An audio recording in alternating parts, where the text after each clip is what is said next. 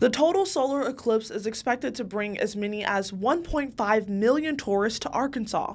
Some of the best places to watch are in Scott and Johnson counties. We feel like we're ready to keep this county and community safe and for our guests to have a very good time. And to ensure safety, Dr. Rickey Casey, Johnson County Director of Emergency Management, says the county will be fully staffed with crews staged at different locations to make sure 911 calls are being answered and first responders can get where they need to go. This facility, we actually have our 911 center. We'll have our mobile communications trailer out there at the 911 center. They'll have 4 terminals working with extra people taking telephone calls. Our mobile unit will be out there, our trailer with communications, and then we'll be here, and we have a fully staffed radio room here. But even with the planning, there are a few concerns. We are concerned about making sure we get our ambulances, our law enforcement, and our fire departments to any events, but we feel like we'll be prepared for that. Again, with our law enforcement agencies doing everything they can to keep at least one lane open for emergency traffic. In Scott County, it's a similar story. As our first responders, they're used to responding to different calls and having to think quickly and swiftly on their feet.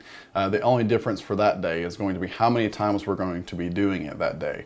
And so we're just kind of planning accordingly. With the solar eclipse expected to be the largest tourism event in Arkansas history, Scott County Director of Emergency Management Keaton Davis says it's all hands on deck. And what we've asked our fire departments to do is at least staff 3 people in each station that day. We have 17 total fire departments in the county.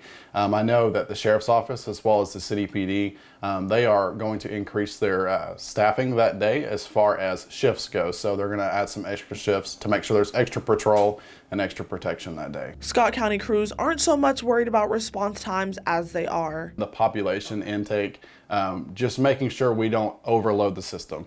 Now, with that being said, there's going to be an infrastructure overload, no matter where you're at in the state of Arkansas. So we're just watching mainly traffic congestion, gridlocks, making sure people have access to things that they need. And so that's kind of what we're watching at this time.